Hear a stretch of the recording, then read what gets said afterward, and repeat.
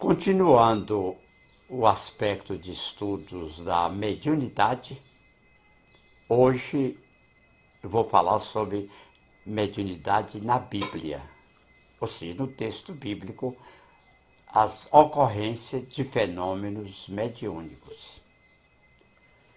Então é importante definir de início o que é médium. Intérprete entre o mundo espiritual e o mundo material. Então, é aquele que está entre os dois mundos, que interpreta o pensamento, a ideia, a informação, o que determina o mundo espiritual através do aspecto material do corpo humano. Então, é um intermediário. A questão médium está no meio, entre os dois mundos, o mundo espiritual e o mundo material. Então, definição de profeta, que é o termo antigo usado muito no Velho Testamento e até também muito no Novo. Intérprete entre o mundo espiritual e o mundo material. Então, absolutamente a mesma coisa, a mesma informação no dicionário sobre as duas palavras, médium e profeta, médium ou profeta, é o intérprete entre o mundo espiritual e o mundo material. É o intermediário, é o que está no meio dos dois mundos. Então, resultado, médium é igual a profeta. É absolutamente a mesma coisa, tanto faz falar médium como falar profeta, profeta e médium. Então, os profetas do texto bíblico, a palavra originária do grego, que significa aquele que proclama, aquele que fala. Os profetas bíblicos falavam principalmente dos males de sua época, daquilo que poderia ser problema, que era ou poderia ser, que levava diretamente aos administradores, aos reis, aos responsáveis pelos povos. Então, a profecia bíblica descrevia também o que aconteceria se as pessoas fizessem ou não fizessem determinadas coisas. E o que o profeta esperava para o futuro de seu povo. Então, ia intuitivamente ou de modo visível, lá talvez, digamos assim, da audiência ou da clarividência, vendo o futuro, é o que vê o que vai acontecer. Se faz ou se não faz determinada coisa, determinado procedimento. Então, ia diretamente aos administradores. Aí estão os profetas mineiros do Aleijadinho, ao todo 12, e bastante interessante, que é uma das melhores obras de arte do mundo. Então, os profetas, na religião, quer dizer, no campo religioso, pessoa que anuncia os desígnios divinos, que prediz acontecimentos por inspiração de Deus. Está aí a informação que vem diretamente do Criador. Deus falava aos hebreus através dos seus profetas. Então, todas as informações, as vontades do que deveria ser ou não ser, fazer ou não fazer, do futuro que Deus queria para o seu povo hebreu, como ele diz, é o povo de Deus, o povo escolhido, tudo vinha através dos profetas. Em geral, profeta, em geral, pessoa que prediz o futuro. Vidente, adivinho. Na antiguidade, como já foi dito, muitos exerciam o ofício de profeta. Então pode até entender como uma profissão, um ofício de profeta. Os maiores, Isaías, Jeremias, Ezequiel, Daniel. Os menores, Oséias, Joel, Amós, Obadias, Jonas, Miqueias. Profetas menores ainda, Naum, Abacuque, Sofonias, Ageu, Zacarias, Malaquias. O último é do Velho Testamento, é Malaquias, com pouquíssimos capítulos. Para isso, Deus usava e ainda usa até hoje pessoas que recebem as suas revelações e as transmite por forma oral ou escrita. Quer dizer, até hoje, Muitos estudiosos dizem que os profetas chegaram até João, ao tempo de Jesus. Mas as informações, as intuições, as descrições, as revelações, revelar é tirar o véu, é informar o que não é sabido. Chega até hoje de forma oral, ou seja, falada ou escrita. Psicofonia ou psicografia. Profetas, Jeremias, Daniel, Ezequiel, Nostradamus, Maomé. Está aí saindo do texto bíblico já. Nós temos Jeremias, Daniel e Ezequiel do texto bíblico, Velho Testamento, e Nostradamus e Maomé já fora até do campo religioso cristão. Então, médiuns, o mais expressivo, o mais conhecido, toda a vida dedicada da melhor forma de amor à mediunidade, está em Chico Xavier. Então, médiuns, vamos repetir, de efeitos físicos, sensitivos, audientes, falantes, videntes, sonâmbulos e curadores. Psicofônicos, psicógrafos, intuitivos, inspirados, mecânicos e semimecânicos. Aí já do caso da psicografia. Palavras ligadas, então, a médium e profeta. Profeta, médium, sensitivo, paranormal, intérprete, intermediário, aparelho, sibila. O termo sibila é antigo, do grego. Então, profeta, médium, sensitivo, paranormal, intérprete, intermediário, aparelho ou sibila. Na Bíblia, quando Saul viu o acampamento filisteu, teve medo. Ficou apavorado. Ele consultou o Senhor, quer dizer, Deus, mas esse não lhe respondeu, nem por sonhos, nem por urim, nem por profetas. 1 Samuel 28, 5, 7. Então Saul disse aos seus auxiliares: procure uma mulher que invoca espíritos para que eu a consulte. Eles disseram: existe uma em Endor. Está aí 1 Samuel do capítulo 28. A médium de Endor. Saul então se disfarçou, vestindo outras roupas, e foi à noite com 2 homens até a casa da mulher. Em Endor. Ele disse a ela: invoque espírito para mim, um espírito para mim, fazendo subir aquele cujo nome eu disser. É até um termo muito interessante que está na Bíblia, dizendo fazendo subir, como se o espírito viesse realmente da terra. Hoje muita gente fala descer, desceu. A doutrina espírita não diz, manifestou. É o verbo normalmente usado. Nem subir, nem descer, mas manifestar. A mulher, porém, lhe disse: certamente você sabe o que Saul fez. Ele eliminou os médiuns da terra de Israel. Eliminou. Por que você está preparando uma armadilha contra mim que me levará à morte? Muito interessante esse termo médiuns aí no texto bíblico moderno, porque a palavra não era essa, era feiticeira, adivinho, necromante, adivinhadora. Quem organizou a tradução e colocou a palavra médium nesse texto em 1 Samuel 28, quis naturalmente ofender a doutrina espírita. De colocar médium no lugar de feiticeiro, de necromante, etc. Não prejudicou a doutrina de forma nenhuma. Ajudou.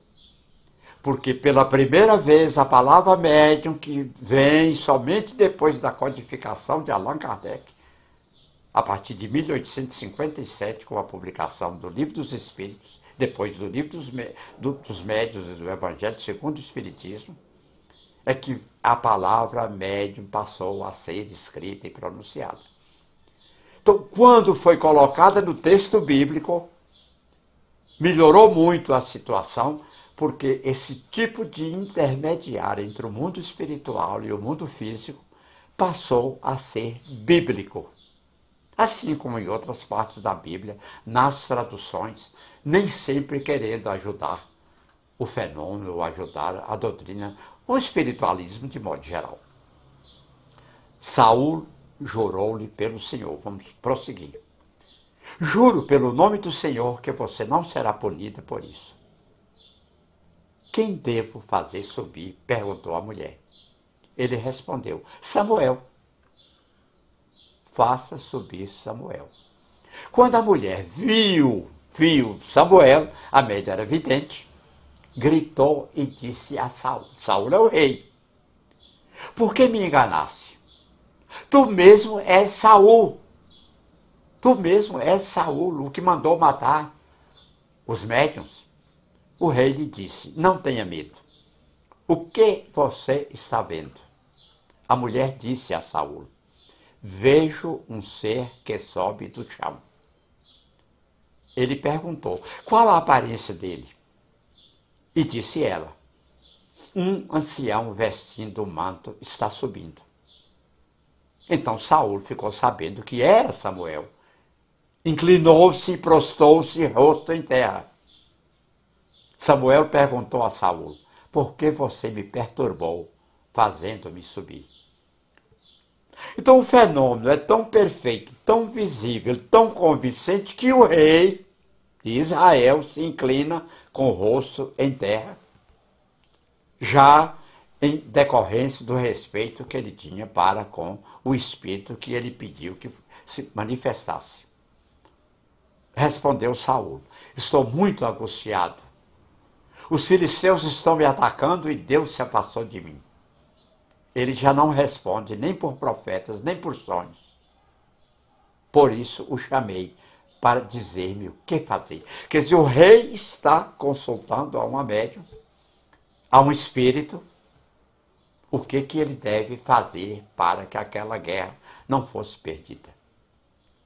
Eu estou preparando uma outra palestra sobre esse mesmo assunto, porque durante a Guerra da Secessão, nos Estados Unidos, muitas sessões mediúnicas foram realizadas na Casa Branca e locais próximos pelo presidente Abraham Lincoln.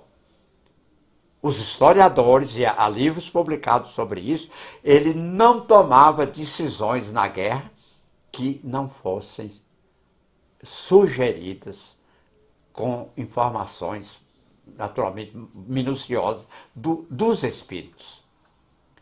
Então, o que o rei de Israel fez aí, chamando Saul de espírito, também o presidente Abraham Lincoln dos Estados Unidos fez durante a Guerra da Secessão. Paulo de Tarso. Estamos falando de mediunidade na Bíblia. Paulo de Tarso. Então contornaram a Mísia e desceram a Troade. Durante a noite, Paulo teve uma visão, na qual um homem da Macedônia estava em pé e lhe suplicava, passe a Macedônia e ajude-nos.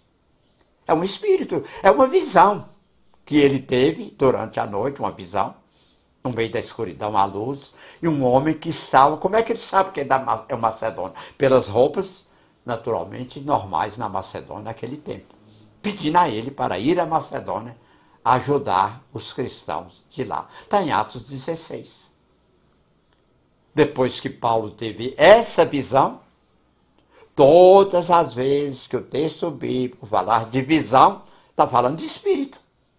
Ninguém fala de visão de pessoa física. Depois que Paulo teve essa visão, preparamos-nos imediatamente para partir para a Macedônia, concluindo que Deus nos tinha chamado para lhes pregar o Evangelho. Quem está dizendo isso aí é Lucas, que é o autor do texto de Atos. Outro episódio bíblico. Certo dia, indo nós, quem está falando ainda é Lucas, no livro de Atos, capítulo 16, o mesmo capítulo. Certo dia, indo nós para o lugar de oração, encontramos uma jovem que tinha um espírito pelo qual predizia o futuro. Ela ganhava muito dinheiro para os seus senhores com adivinhações. Quer dizer, uma jovem médium, aí o tradutor não usou a palavra médium, mas usa nomes naturalmente que possam dizer de que era um fenômeno espiritual. E ela ganhava dinheiro para os seus senhores, era como se fosse escrava.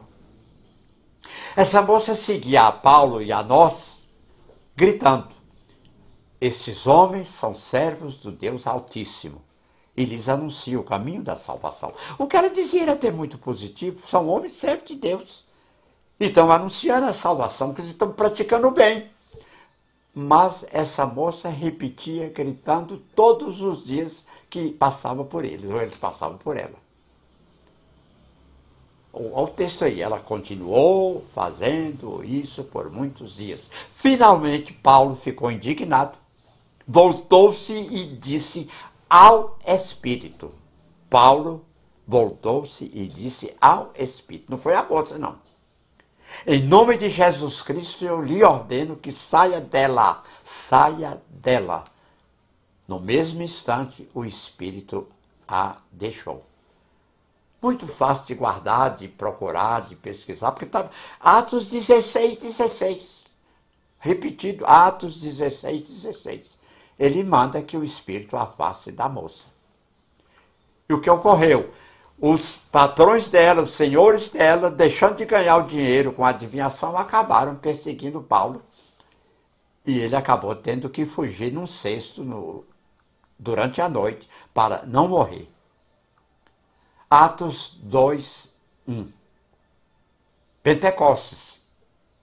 Ao cumprir-se o dia de Pentecostes, estavam todos reunidos no mesmo lugar e de repente veio do céu um som, como de um vento impetuoso, e encheu toda a casa onde estavam sentados. E apareceram distribuídas entre eles línguas como de fogo, e pousou uma sobre cada um deles. Todos ficaram cheios do Espírito Santo e passaram a falar em outras línguas, segundo o Espírito lhes concedia que falassem. Então, um fenômeno de xenoglossia. Xenoglossia. Ora, estavam habitando em Jerusalém judeus, homens piedosos, vindo de todas as nações debaixo do céu. Quando, pois, se fez ouvir aquela voz, afluiu a multidão, que se possuiu de perplexidade, porquanto cada um os ouvia falar na sua própria língua. Estavam, pois, atônitos e se admiravam, dizendo: vede, não são porventura galileus todos esses que aí estão falando? E como os ouvimos falar cada um em nossa própria língua materna? Somos partos, medos, elamitas, os naturais da Mesopotâmia, Judéia, Capadócia, Ponto e Ásia, da Frígia, da Panfilha, do Egito e das reuniões da Líbia, das imediações de Cirene, e romanos que aqui residem, tanto judeus como prosélitos, cretenses ou arábios. Então, gente de toda origem, muitas e muitas raças, línguas diferentes, inclusive línguas realmente de outros grupos linguísticos, mas todos ouvindo na sua própria língua. Como os ouvimos falar em nossas próprias línguas as grandezas de Deus, todos atônitos e perplexos interpelavam uns aos outros. O que quer isso dizer? Outros, porém, zombando, diziam: estão embriagados. Observa que em qualquer situação, em todos os tempos, há os que arranjam hipóteses malucas, que não tem nenhum, estão embriagados. Como se a pessoa embriagada pudesse falar em língua estrangeira. Então, se levantou Pedro, com os 11, eram 12 apóstolos ali, e erguendo a voz advertiu-os desses termos: varões judeus e todos os habitantes de Jerusalém, tomai conhecimento disto e atentai nas minhas palavras. Estes homens não estão embriagados, como vindes pensando. Pedro está lendo o pensamento deles, sendo esta a 3ª hora do dia. Eram 9 horas da manhã. Como é que esse povo podia estar bêbado? E se estivessem bêbados, eles falariam em língua estrangeira? Aí Pedro explica: mas o que ocorre é o que foi dito por intermédio do profeta Joel. E acontecerá nos últimos dias, diz o Senhor, que derramarei o meu espírito sobre toda a carne. é muito interessante aí e pode ser testado porque está em Atos 2, 28. E no texto de Joel está em 28, 2. É exatamente versículo e capítulo invertidos. Vossos filhos e vossas filhas profetizarão. É o que disse o profeta Joel. Vossos filhos e vossas filhas profetizarão. Vossos jovens terão visões e sonharão vossos velhos. Até sobre os meus servos e sobre as minhas servas derramarei do meu espírito naqueles dias e profetizarão. Quase terminando.